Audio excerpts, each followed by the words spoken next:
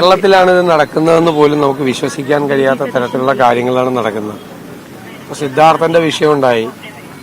അതിനെ തുടർന്ന് ഇതിപ്പോൾ അധ്യാപകർ തന്നെ ഒരു ജാതീയമായ അധിക്ഷേപം നടത്തുകയും ഏറ്റവും മോശമായ വാക്ക് പറഞ്ഞൊരു വിദ്യാർത്ഥിയെ അധിക്ഷേപിക്കുകയും അപമാനിക്കുകയും ചെയ്തു. ആ അപമാന ഭാരത്താലാണ് ഈ കുട്ടി ആത്മഹത്യ ചെയ്തതെന്നുള്ളതാണ്. എത്ര വേദനിപ്പിക്കുന്ന ഒരു കാര്യമാണ്. ഒരു കുടുംബത്തിന്റെ എല്ലാ സ്വപ്നവും പ്രതീക്ഷയും വീട് പോലും സ്വന്തമായിട്ടില്ലാതെ എല്ലാം കുടുംബത്തിലുള്ളതെല്ലാം നഷ്ടപ്പെടുത്തി ഒരു മകനെ പഠിപ്പിച്ചുകൊണ്ടിരുമ്പോൾ ആ മകന്റെ ശവശരീരം ഏറ്റുവാങ്ങേണ്ടി വന്ന ഒരു കുടുംബത്തിന്റെ ഗതികേടെന്താ? നമ്മളെല്ലാം അപമാന ഭാരത്താൽ തലകുനിച്ച് നിൽക്കണമെന്നാണ് എനിക്ക് തോന്നുന്നത്. ഞങ്ങൾ ഈ കാര്യം വളരെ ഗൗരവതരമായി നേരത്തെ ചർച്ച ചെയ്തിരുന്നു. ഇങ്ങനെയുള്ള പല സ്ഥലത്തു നിന്നുള്ള റിപ്പോർട്ടുകൾ വരുന്നത്. അതുകൊണ്ടാണ് UDFന്റെ മാനിഫെസ്റ്റോയിൽ ഈ ജാതീയമായ അധിക്ഷേപങ്ങളും അസഭ്യങ്ങളും നടത്തി കുട്ടികളെ വല്ലാതെ ആക്കുന്നതിനെതിരായിട്ടുള്ളൊരു നിയമം. അത് നമുക്കറിയാലോ, ഹൈദരാബാദിലെ സെൻട്രൽ അവിടെ യൂണിവേഴ്സിറ്റിയിൽ മരണമടഞ്ഞ രോഹിത് വെമുലയുടെ നാമധേയത്തിൽ ഒരു ആക്ട് കൊണ്ടുവരും എന്ന് നമ്മൾ പറഞ്ഞിരുന്നു. മാനിഫെസ്റ്റോ റിലീസ് ചെയ്തപ്പോൾ പറഞ്ഞിരുന്നു. കാരണം വിദ്യാഭ്യാസ രംഗത്തെ വൈവിധ്യമാർന്ന പ്രശ്നങ്ങൾ ചർച്ച ചെയ്തപ്പോൾ ഈ വിഷയം കൂടി ഞങ്ങളുടെ ശ്രദ്ധയിൽ വന്നു. വിപുലമായ ചർച്ച ഉന്നത വിദ്യാഭ്യാസ രംഗത്തെക്കുറിച്ച് നടത്തിയപ്പോൾ ഒരുപാട് കുട്ടികൾക്ക് ഇങ്ങനെ പല സ്ഥലത്തും ജാതീയമായ അധിക്ഷേപം നേരിടേണ്ടി വരുന്നു. ഇപ്പോൾ ഈ ഗ്രാന്റ് കിട്ടാതെ പോകുമ്പോൾ മറ്റുള്ള ആളുകൾ അവരെ കളിയാക്കുകയാണ്. നിങ്ങൾ ഫ്രീ ആയിട്ട് പഠിക്കുകയാണ്, നിങ്ങൾ വല്ലാതെ പഠിക്കുകയാണ്. ഈ ഗ്രാന്റ് എന്ന് പറയുന്നത് ഔദാര്യമൊന്നുമല്ല, അവരുടെ ഔദാര്യമല്ല, അവരുടെ അവകാശമാണ്. നൂറ്റാണ്ടുകളോളം ജീവിതത്തിന്റെ പിന്നാമ്പുറങ്ങളിൽ മാത്രം ജീവിക്കാൻ വിധിക്കപ്പെട്ട ഒരു ജനസമൂഹത്തിനെ കൈപിടിച്ചുയർത്താൻ വേണ്ടി ഭരണഘടനാപരമായി നൽകുന്ന ഒരു അവകാശമാണ്.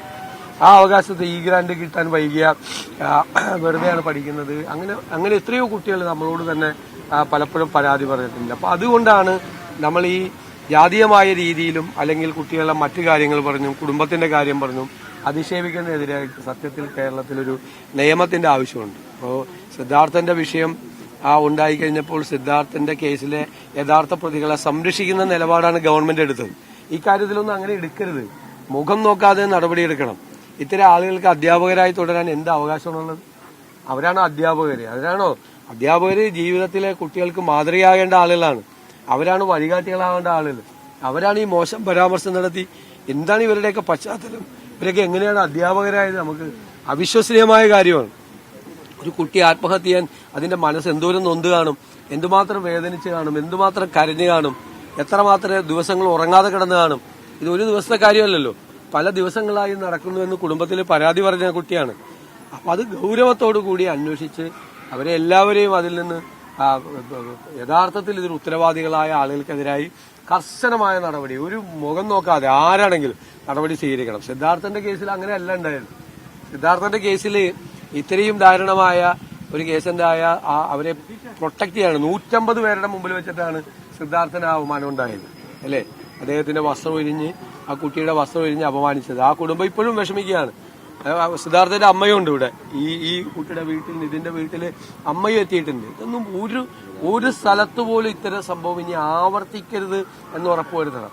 സിദ്ധാർത്ഥന്റെ അമ്മയും അച്ഛനും പറഞ്ഞതാണ് ഇനി ഒരു സ്ഥലത്ത് ഒരു കുട്ടിക്ക് ഉണ്ടായിരുന്നു, പക്ഷെ വേറൊരു കുട്ടിക്ക് കൂടി വേറൊരു തരത്തിലുണ്ടായിരിക്കുന്നത്. അതിന്റെ വേറൊരു രീതിയാണ് ഈ കുട്ടിക്ക് ഉണ്ടായത്. അത് കേരളം പോലുള്ള സംസ്ഥാനത്ത് ജാതീയമായ വാക്കു പറഞ്ഞ് ഇത്രയും മോശമായി പെരുമാറിയെന്ന് പറഞ്ഞാൽ നമ്മളെല്ലാവരും തലകുനിച്ച് നിൽക്കണമെന്നാണ് എന്റെ അഭിപ്രായം. എന്തായാലും ഗവൺമെന്റ് അക്കാര്യത്തിൽ ശക്തമായ നടപടി സ്വീകരിക്കുമെന്നാണ് എന്റെ വിശ്വാസം. ചെയ്യണം.